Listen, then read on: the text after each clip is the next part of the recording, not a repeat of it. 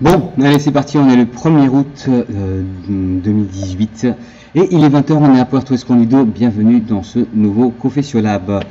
Bref, alors aujourd'hui, qu'est-ce que je vais te raconter dessus? Bon, je me suis organisé, je me suis écrit une petite note dessus sur mon Day One. Niveau business en mode good point, j'ai envie de te dire.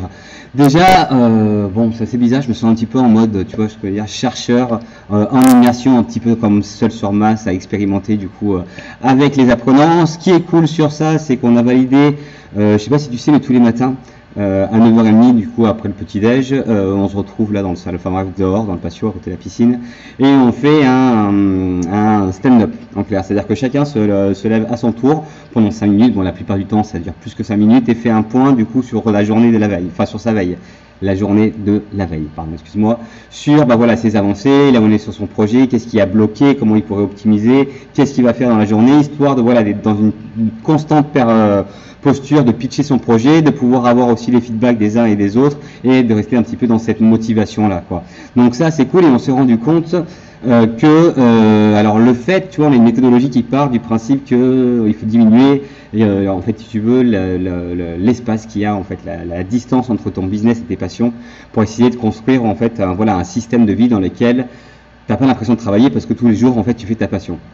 Ok, sauf que ça, bien évidemment, en termes de rentabilité, c'est quelque chose qui va être rentable à un peu plus long terme. C'est pas un truc où tu vas, je veux dire, encaisser cash dessus, parce que c'est un boulot, c'est déjà un gros boulot, mais c'est un boulot, en fait, si tu veux, c'est plus à faire péter des croyances limitantes, plus à essayer de se conditionner, d'ouvrir les chakras à l'innovation, un petit peu, si on peut parler comme ça, sur ça. Mais une fois que tu es bien câblé, alors, bien câblé, c'est-à-dire que tu es câblé pour comprendre comment le monde bouge, quelles sont les opportunités que tu peux, toi, du coup, saisir grâce à Internet, grâce aux nouvelles technologies, grâce à une nouvelle manière d'apprendre et d'entreprendre, putain, après, tout va aller beaucoup plus rapidement. Là, sur un des apprenants, notamment sur Gaëtan, qui a un gros alignement sur le voyage, on explore en ce moment voilà l'univers des possibles sur les business qu'il peut mettre en place autour de ça, en essayant de capitaliser justement sur son capital humain, son socle de connaissances, compétences, expériences.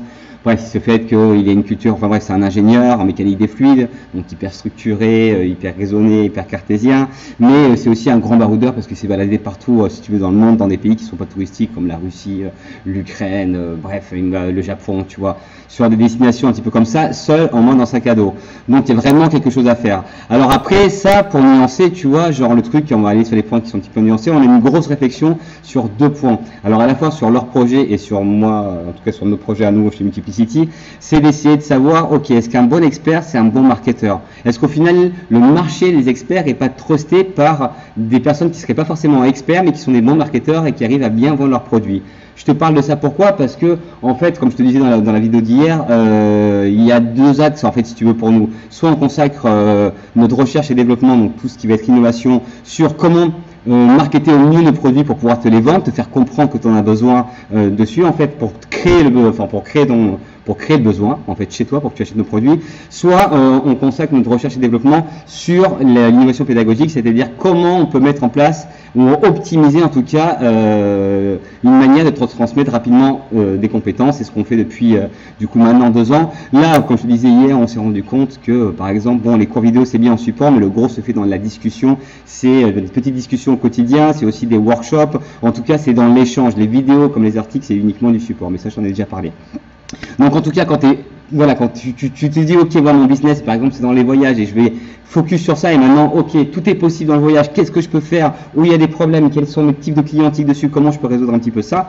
Putain, en disant que tout est possible, c'est juste génial. Donc tu vas voir, on va émettre plein d'hypothèses de business possibles, mais on va pas les annuler. On va déjà passer par une première phase qui est une phase d'exploration. Ok, qu'est-ce qui est possible? Essayer de penser un petit peu tout ça. Donc certes, c'est un phénomène, enfin c'est un processus qui prend un peu plus de temps, mais qui est beaucoup plus pérenne. C'est comme les fondations d'une maison. Il faut prendre le temps, de faire du coup l'architecte faire le plan de la maison, et de bien penser tes fondations, de bien regarder du coup la géologie du terrain. Enfin bref, il y a plein de trucs à penser. Sinon, alors ok, je pourrais t'apprendre si tu veux, et ça pourrait être possible, tu vois, je vais sûrement trouver un moyen de te faire gagner 10 000 ou 30 000 euros du coup grâce à un site en e-commerce en un mois, mais ok, putain, et après, D'accord, le jour où tu veux changer sur l'e-commerce, le jour où ton site fonctionne plus, il a plus de formule magique. T'as pas appris à entreprendre. T'as appris un truc qui fonctionne à un moment donné, mais putain, là tu vois par exemple nous on est en mode, c'est un petit peu en mode yo-yo l'entrepreneuriat et ça, même après 10 ans, c'est toujours la même chose. Hein. Mais là en clair, on est un petit peu, tu vois ce que je veux dire, au creux de la vague, mais c'est pas un problème parce que on croit, on a confiance et on sait du coup par expérience quand on fait un petit feedback sur les différents événements de ces 10 dernières années qu'on a une capacité à rebondir. Alors que là où d'autres, tu vois, seraient en mode, bon putain, mes vidéos, je les poste, il y a plus que 30 vues sur les vidéos, ou moins de 100 vues, alors qu'avant on en avait 10 000 dessus, on n'a plus de commentaires, putain, les gens nous font des retours, comment ça se passe, on vend plus, machin, ok, c'est peut-être pas la bonne solution, il faut que je change de business, ou il faut que je change de stratégie, ou enfin, stratégie si, mais que je change de business model, ok, c'est pas forcément la bonne solution. Faut avoir, parce que du coup, t'as pas le temps d'expérimenter, t'as pas le temps d'échouer. Et le temps de l'échec, il est hyper important parce que c'est encore une fois, c'est en échouant qu'on apprend et c'est en apprend du coup qu'on devient meilleur. Donc le but en fait c'est de te rendre complètement agile comme si c'était un petit peu tu vois genre un entrepreneur en mode MacGyver quoi, peu importe l'endroit dans lequel on va te mettre, peu importe les contraintes qu'il y a internet, pas internet, que le pays un pouvoir d'achat qui soit hyper bas, que du coup le marché soit hyper concurrencé ou que voilà enfin bref quoi, quelqu'un a exactement la même idée que toi, il vient de lever 10 millions d'euros pour enlever son truc. Ok, c'est des putains de challenges, la vie ça sera pas tout le temps en mode pays des bisounours quoi. Et sur cette citation là, et d'ailleurs j'ai intitulé ma note comme ça, une mercane n'a jamais fait de bon marin. C'est cool de savoir naviguer, tu vois, sur un lac, mais est-ce que tu seras un meilleur marin que celui qui a traversé les mers entières, les mers agitées, qui son bateau a déjà plein de fois échoué, avec lequel tu préférais partir du coup en voyage, avec lequel tu préférais apprendre à voyager?